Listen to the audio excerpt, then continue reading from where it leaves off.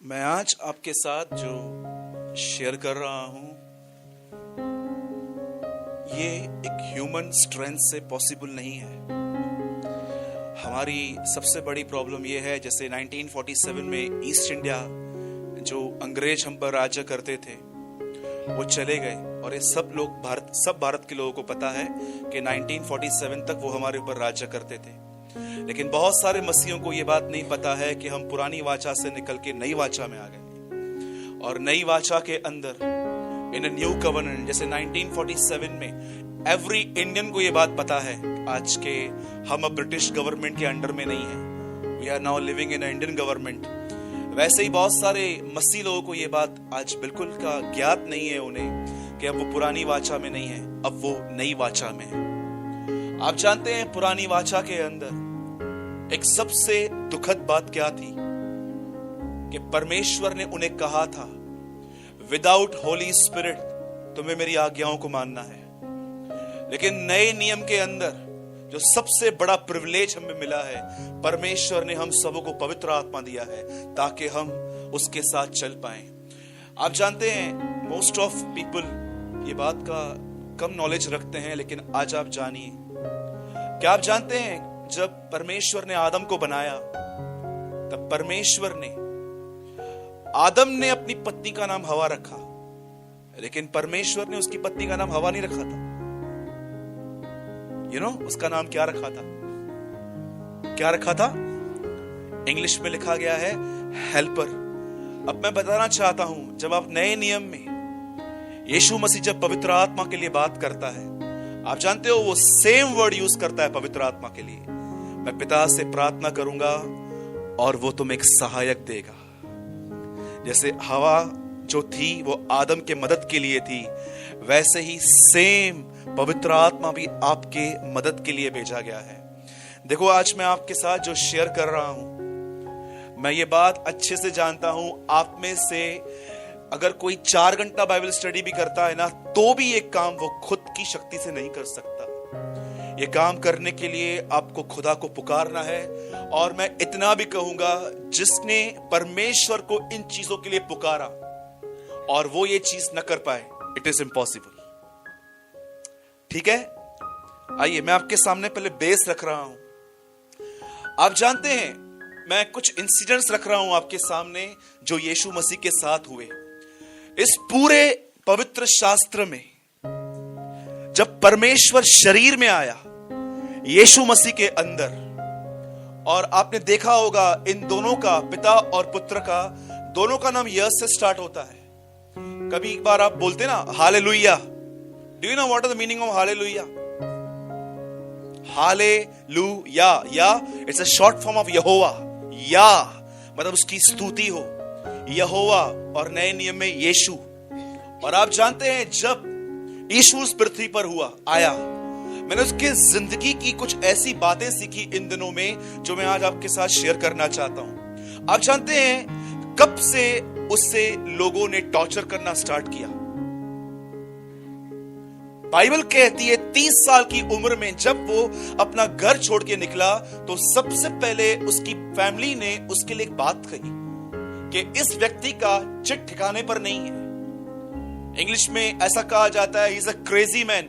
आप मुझे बताइए, अगर आपकी फैमिली में से कोई भी बाहर जाके आपके लिए कहे कि ये पागल है, सोचो ये आपके लिए कितनी पेनफुल चीज होगी कि आपका परिवार आपकी इंसल्ट करता है। पर आपको पता है यीशु मसीह को इस बात का कोई फर्क नहीं पड़ा।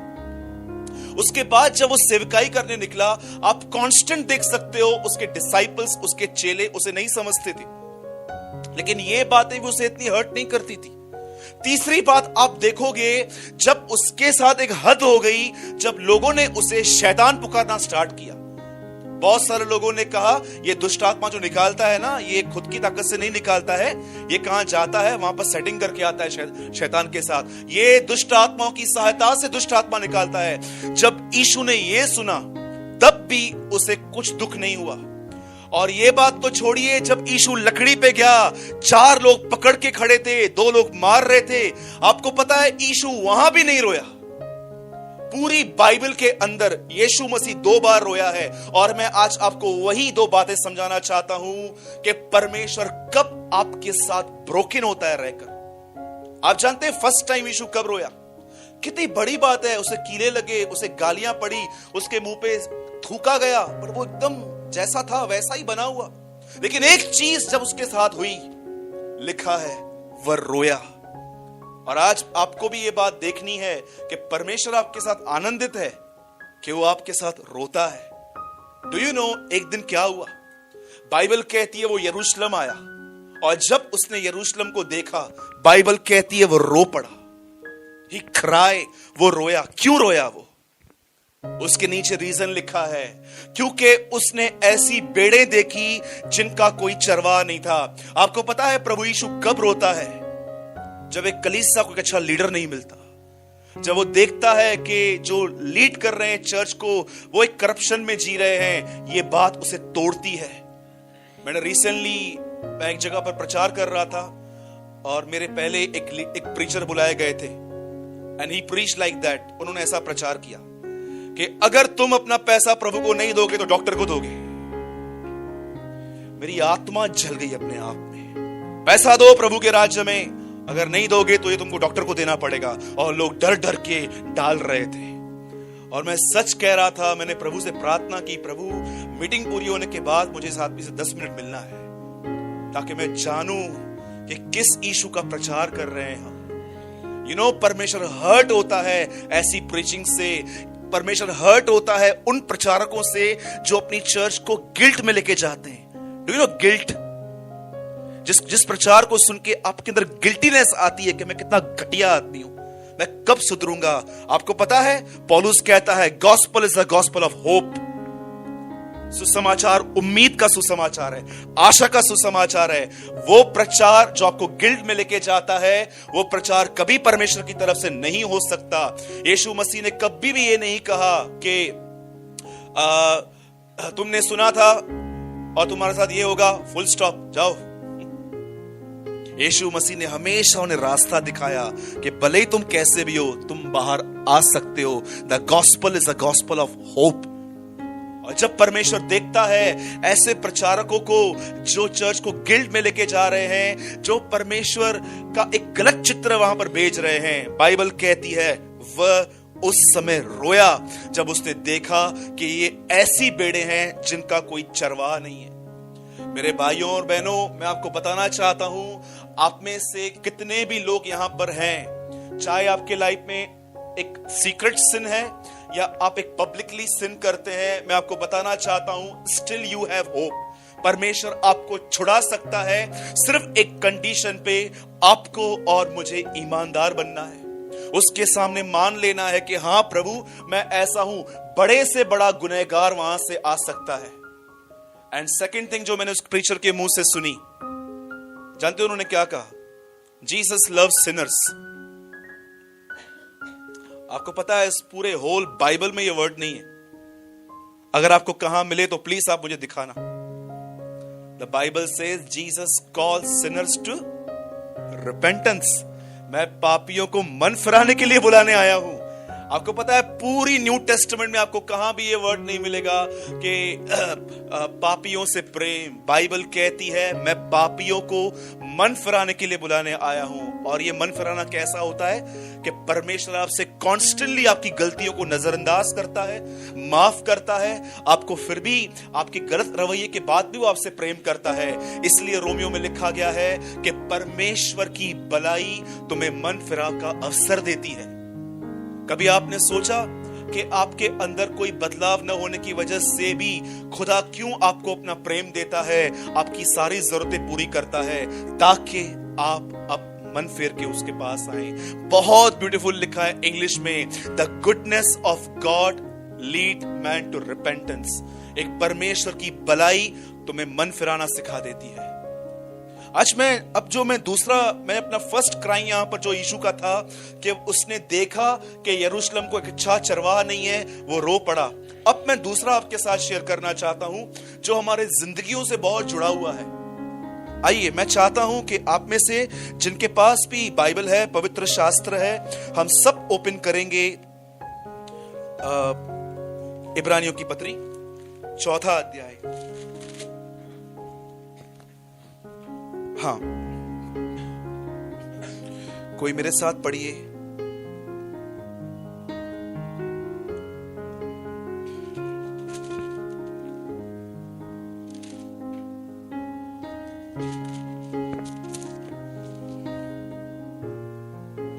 फोर का 2।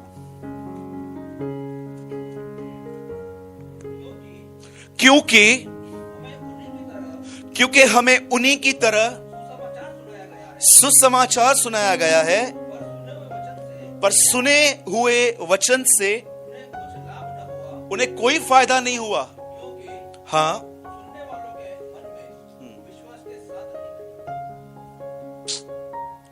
Most scary word in the new testament. आप जानते हैं यहां पर क्या लिखा है? इजरायलियों के लिए लिखा है, वे हमारी तरह बाहर आए, जैसे वो मिस्र से बाहर आए, हम संसार से बाहर आए। वो मूसा के पीछे पीछे चल रहे थे, हम यीशु के पीछे पीछे चल रहे थे। हमारा पानी का बपतिस्मा हुआ जब वो लाल समुद्र के नीचे से गुजरे, उनका बपतिस्मा हुआ। हमारा पवित्र आत्मा का बपतिस्मा हुआ, वो बादल के नीचे थे, उनका बपतिस्मा हुआ। पर आपको पता है वे नाश हो गए, और जिस वजह से वो नाश हुए वो सिन यहां मेंशन है, लिखा है उनके अंदर विश्वास के साथ बैठा नहीं। आप जानते हैं किन लोगों के अंदर परमेश्वर का वचन विश्वास के साथ नहीं बैठ पाता? Do you no this thing? वो कौन से लोग होते हैं जिनके अंदर प्रभु का वचन विश्वास के साथ नहीं जाता? आपको पता है जब आप नए नए प्रभु में आए थे, आप कितने टूटे हुए थे, आप सहारे की तलाश में थे, आप ये सोचते थे कहां से भी मेरी भलाई हो, बस हो। आप ये सोच के नहीं आए थे कि मैं कलीसिया में हमेशा आऊंगा। आप टूटे हुए हृदय से अपने छुटकारे की भूख और प्यास रख के यहां पर आए थे। आपको पता है उन दिनों में आप वचन इतना सुनते थे ध्यान से, और जैसे वचन चलता था आपके आंखों से आंसू बहते थे।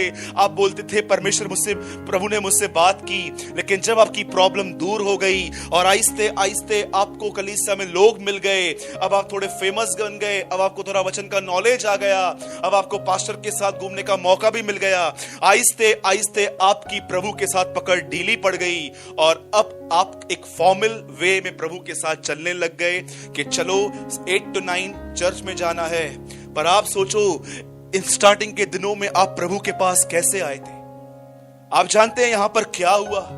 अब सुनिए, मैं एक स्टोरी आपको बता रहा हूं जिसका जिक्र इस पवित्र शास्त्र में आया हुआ है। आप जानते हैं एक दिन बाइबल कहती है एक समय था कि यीशु मसीह विजिटिंग्स कर रहा था। कई बार वो जकई के घर में गया, एक बार वो शिमोन कोड़ी के घर में गया, लेकिन एक परिवार ऐसा था जिनके साथ वो बैठता था और उस परिवार का नाम था मार्था और मरियम। और जब यीशु वहां जाता था, मैं पूरे हृदय से ये बात पर विश्वास करता हूं कि यीशु हमेशा कोई वचन शेयर करके उनको ब्लेस करता था वहां पर। लेकिन हुआ क्या जानते हो? जो वचन उन्होंने सुना था, अब समय आया कि उस वचन को वो कैरी करके रखें। यू नो, आपके साथ क्या होता है? आप यहां आते हैं, प्रभु का वचन सुनने के लिए आते हैं, लेकिन एक प्रॉपर समय आता है कि जब आप किसी प्रॉब्लम में आते हो ना, परमेश्वर आपको वर्ड देता है। बहुत कम लोग हैं जो उस वर्ड को ग्रिप करके रखते हैं। जैसे पौलुस कहता है कि I am grip with my calling, वो कहता है मैं अपने बुलाहट के साथ बंधा हुआ हूं। बहुत कम लोग होते हैं जो अपने उस ग्रिप करके रहते हैं। पर आपको पता है जब इनके घर में प्रॉब्लम आई, इनका भाई बीमार पड़ गया, इन्होंने फेथफुली यीशु को एक संदेशा भेजा कि जिसे तू प्रेम करता है वह बीमार है।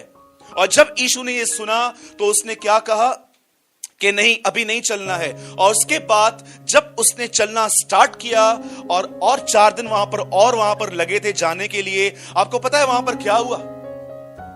एक चेले ने उससे पूछा, प्रभु हम कहां जा रहे हैं? बोला वहां पर लिखा गया है।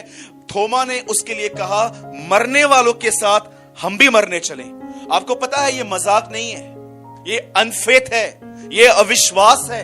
आप जानते हैं उसने क्या कहा? क्यों ऐसा कहा, मरने वालों के साथ हम भी मर चले? क्योंकि आप उससे एक चैप्टर पहले पढ़ना, यीशु उसी जगह से वापस आया था क्योंकि लोग उसे मार रहे थे।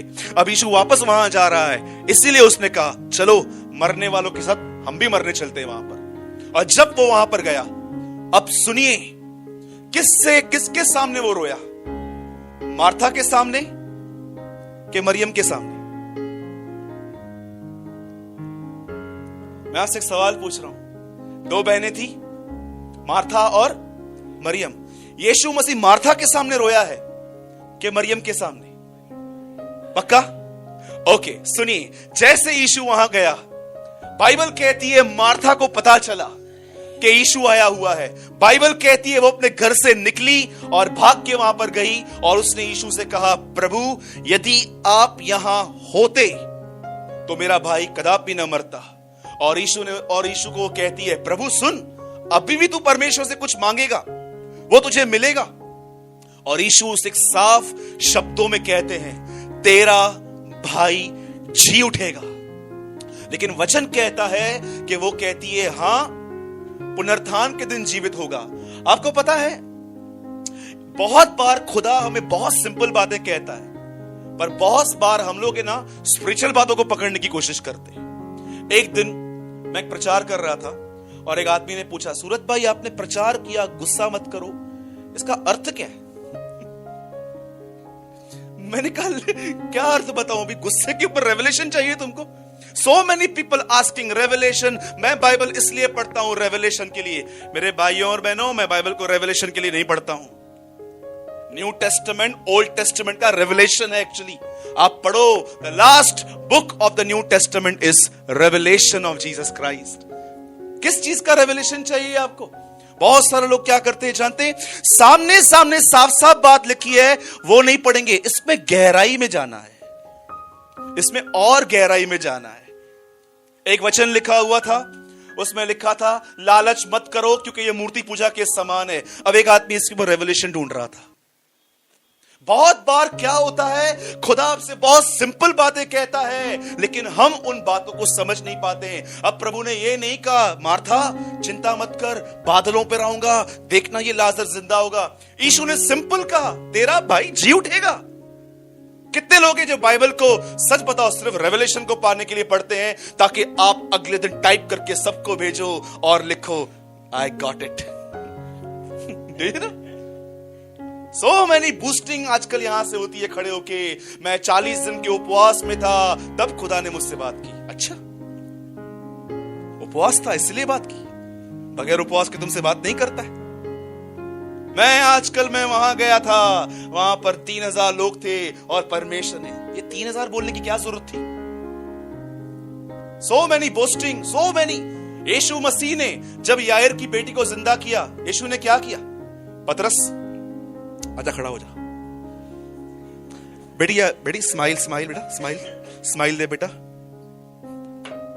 सारे ग्रुप से फॉरवर्ड कर देना। यीशु ने ये कहा, फेसबुक पे अपलोड कर देना, मैंने किया है। यीशु ने सिंपली कहा, इसे कुछ खाने को दो। आपको पता है हमारे यीशु मसीह की सेवकाई कैसे थी? लोगों को ठीक करने के बाद वो उनको कहता था, किसी से मत कहो, क्योंकि उसे डर था कहीं ऐसा ना हो ये लोग मुझे राजा बना दें और वह पर्पस जो क्रूज पे मरना है वो चला जाए मेरे लिए। मनुष्य का पुत्र इसलिए नहीं आया था। और आप जानते हैं, जब ये लेडी एक सिंपल बातों को नहीं समझ पा रही थी, चली गई और अंदर जाके झूठ बोलती है। मरियम को बोलती है, गुरु तुझे बुला रहा है। बुलाया भी नहीं था। हवा ने क्या बोला शैतान को? शैतान ने बोला, क्या प्रभु ने कहा ये नहीं खाना? बोलती है, हाँ प्रभु ने कहा है, ना इसको छूना ना इसको खाना। प्रभु ने कहा था ना छूना। So many things adding. हमारी बातों में बहुत सारी बातें ऐसी एडिंग होती हैं। मुकेश भाई मुझे मिले और उन्होंने मुझे एक के लिए बोला और मैं दूसरों को बोलता हूं, ऐसे से बोल रहे थे आपके लिए, ऐसे से बोल रहे थे। सो मेनी मिर्च मसाला। डू यू नो, आज बहुत सारे लोग आपके पास आएंगे ना, बोलेंगे ना, सिस्टर ये आपके लिए ऐसे बोल रही थी। मैं आपको सच कहता हूं, उससे 25% बोला है, आपको 1 रुपया करके बताते हैं वो लोग। ट्रस्ट मी, बचो ऐसे लोगों को। हवा और मरियम में एक बात बहुत सिमिलर थी। मार्था में बातों को एडिंग करती थी, वो बातों को बड़ा करके बताती थी। छोटी सी बात को वो इतना बड़ा कर देती थी। आप में से कितने भाई बहन ऐसे हैं छोटी सी बात को बहुत बड़ा बना देते हैं? हाँ जी, छोटी सी बात को। घर पे आए आप, कांच का ग्लास टूट गया और आपने पूरा चाय आपको ठंडी मिली, इस बात का पतंगड़। ग्लास टूट गया, इस बात का पतंगड़। रोटी आपको ठंडी मिली, अरे खा लो। किनको ये भी नहीं मिलती है। सीएसटी स्टेशन पे एक बार मेरा खाना गिर गया था, मैं उसको उठाना भी पसंद नहीं करता था, लेकिन 5 मिनट में एक बच्चे ने पूरा खाना खा लिया मेरे सामने, क्योंकि नहीं मिलता है। लोग 10 रुपए के बजिए में सारा दिन निकालते हैं और हमें इतना कुछ मिलता है। और जानते हो यहाँ क्या हुआ? जब ये मोस्ट स्पिरिचुअल बहन वहां पर आई, एक आत्मिक सिस्टर वहां पर आई, वो क्या बोलती है? प्रभु आप यहां होते तो मेरा भाई न मरता। आपको पता है जब यीशु ने ये बातें सुनी, लिखा है ही वीप, वो रोया। क्यों मरियम के सामने रोया आपको पता है? मार्था के सामने नहीं रोया वो। मैंने बहुत बार ये प्रार्थना की, प्रभु जब आप मार्था से बात कर रहे थे तब आपने अपना आंसू नहीं बहाया, लेकिन व्हेन यू मीट मैरी, जब आप मरियम से मिले, आप क्यों रो पड़े? और प्रभु ने मुझे कहा, तुझे याद है मैं इस परिवार के पास एक बार गया था? हाँ प्रभु मुझे याद है। कौन थी जो पैरों पे बैठी थी? Not Martha, Mariam. आपको पता है खुदा किन के साथ रोता है? वो बेचारा उनके लिए नहीं रोता जो हफ्ते में सिर्फ एक दिन कलीसिया अटेंड करते हैं, लेकिन वो उन लोगों से निराश हो जाता है जो ऑलमोस्ट एवरी मीटिंग आते हैं, लेकिन जब उनके ऊपर कुछ टेम्पटेशन, उनके सामने कुछ लैकनेस, कमजोरी आती है, वो उनको देख के रोता है कि ये लोग कितना जोर जोर से शाउट करते हैं, आमीन, प्रेज द लॉर्ड, हालेलुया, लेकिन आज ये लोग मेरे साथ स्टैंड नहीं है। आप जानते हैं पूरे इंटायर बाइबल में यीशु मसीह तब नहीं रोया जब उसे कीले लग रहे थे, वो उस समय रोया जब उसने देखा मेरे साथ रहने वाले लोग मुझ पर भरोसा नहीं करते। आप सोचो, आप एक बाप हो और आपके पास लाखों रुपए हैं, करोड़ों रुपए हैं, और आप अपने बेटे को एसएमएस करते हो कि बेटा तुझे कितना पैसा चाहिए, और आपका जो बेटा है वो आपको रिप्लाई करता है, आप कहां से दोगे? आप खुद भिखारी हो। कितनी हर्ट करेगी ये बात। आप जानते हैं बहुत सारे लोग आज, परमेश्वर बहुत सारे लोगों से हर्ट क्यों है आज? क्योंकि परमेश्वर उन्हें देखता है कि वो कैसे चल रहे हैं जब वो अपने प्रॉब्लम्स में आ रहे हैं। आपको पता है प्रभु यीशु क्या उपेक्षा कर रहा था? जब यीशु ने उससे पूछा तुमने उसे कहां रखा है, वो कहती है प्रभु हमने उसे कब्र पे रखा है। लिखा है यीशु वहां पर गया और जैसे वो वहां पर खड़ा हुआ और वो कहता है इसको हटाओ, लिखा है पत्थर को हटाओ, हटाओ इस अविश्वास को वहां से। और जैसे यीशु वहां पर गया, आपको पता है यीशु क्या एक्सपेक्ट कर रहा था इस परिवार से? मैं आपको बताना चाहता हूं ये कैसे हुआ। जब लाजर मरा और जब उसका बॉडी वहां पड़ा हुआ था, वहां पर स्मेल आना स्टार्ट हुआ होगा और सब लोग वहां पर मार्था और मरियम के पास आए होंगे, अरे हैजा फैल जाएगा, प्लेग फैल जाएगी, इसे उठाओ, समझ क्यों नहीं रही हो? आपको पता है उन्हें क्या उत्तर देना पड़ेगा? जैसे उनके ऊपर एक प्रेशर आया, वैसे ही लाइफ में आपके ऊपर भी बहुत प्रेशर्स आएंगे। अरे शादी में पैसा कहां से आएगा, ये कैसे होगा, वो कैसे होगा। लाइफ कभी कभी आपके सामने इतनी प्रेशराइज आपको करेगी। जब इन दोनों बहनों को प्रेशराइज हुआ, उन्हें ये बोलना चाहिए था जोर से, हम इसे नहीं उठाएंगे, वो हमारे लिए आएगा, कुछ भी हो जाए वो हमारे लिए आएगा, वो आएगा और मेरे भाई को मुर्दों में से जिंदा करेगा। उसे ये बोलना चाहिए था। हम लोग जानते हैं क्या करते हैं, हम प्रेशर में आते हैं, डिस्टर्ब होके बैठ जाते हैं और हमारा मूड ऑफ हो जाता है। मार्था और मरियम को ये बोलना चाहिए था, हम इसे नहीं उठाएंगे, हमारा प्रभु यीशु आएगा और इसे मुर्दों में से जिंदा करेगा। और जब यीशु वहां आया, वो वहां पर नहीं था, इसीलिए बाइबल कहती है वो रोया। मेरे भाइयों और बहनों, याद रखिए, पहाड़ पर चढ़ने के लिए एक एंकर होती है, एक ऐसा ट्रायंगल रहता है लोहे का, इसकी जो रस्सी बंधी हुई रहती है, उसे पहाड़ पे फेंक कर एक इंसान पूरी माउंटेन्स पे चढ़ता है। यू नो, इसी पत्री के आगे लिखा है, Jesus is the anchor of your hope.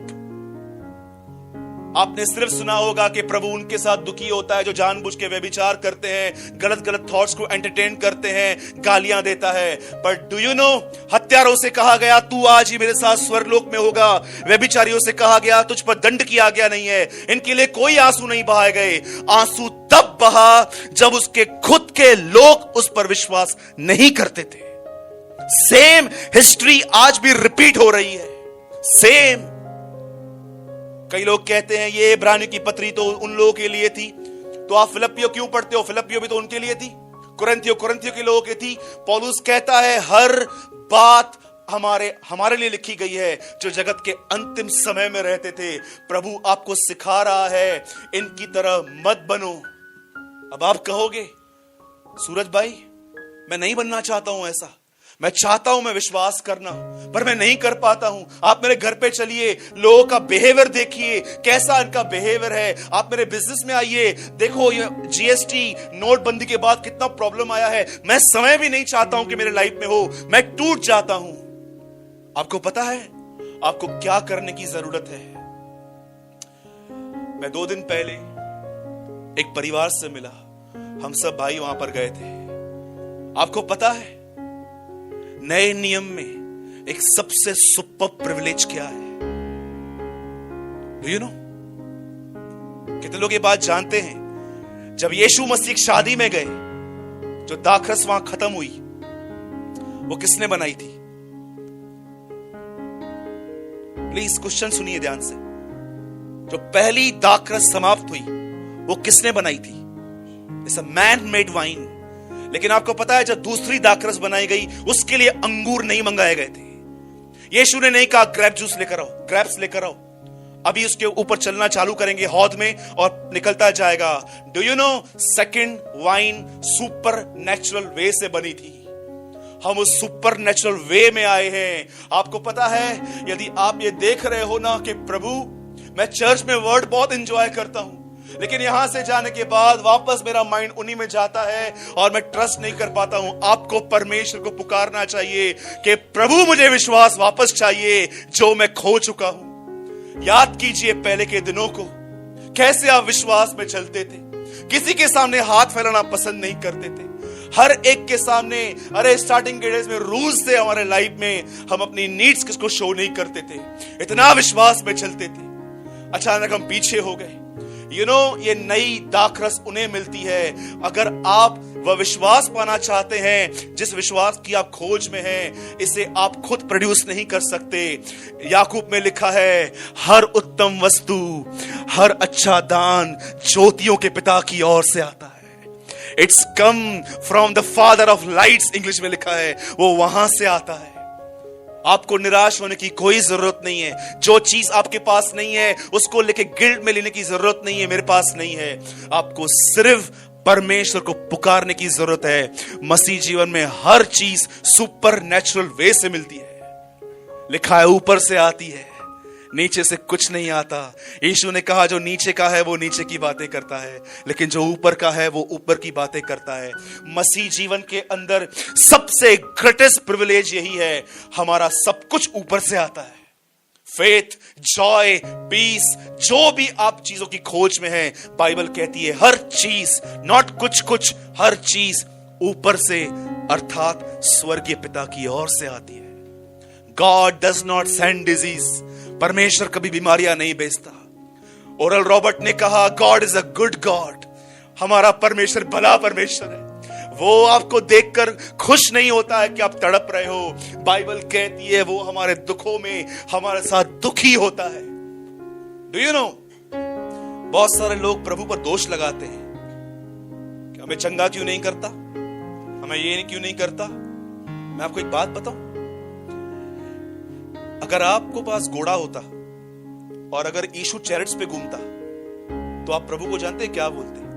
अरे तू चैरिट्स पे घूमता था, आजा घोड़े पे घूम, गधे पे बैठ के देख जीवन क्या है। पर मैं आपको बताऊं, आपने जितना सफर किया है ना, उससे 3 गुना ज्यादा वो आपके लिए सफर कर चुका है। इसलिए लिखा है वह उनकी सहायता कर सकता है जिनकी परीक्षाएं होती हैं, क्योंकि वो समय परीक्षाओं में से निकला है। यू नो हमारे लिए इंकरेजमेंट की क्या बात है।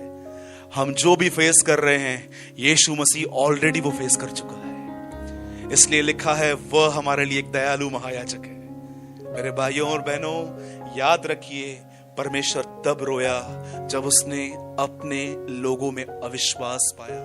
अगर आप अनफेथ से लड़ रहे हैं इन दिनों में, लड़िए मत, परमेश्वर को पुकारिए, वह आपको अपनी आत्मा से भरेगा, वो आपको देगा।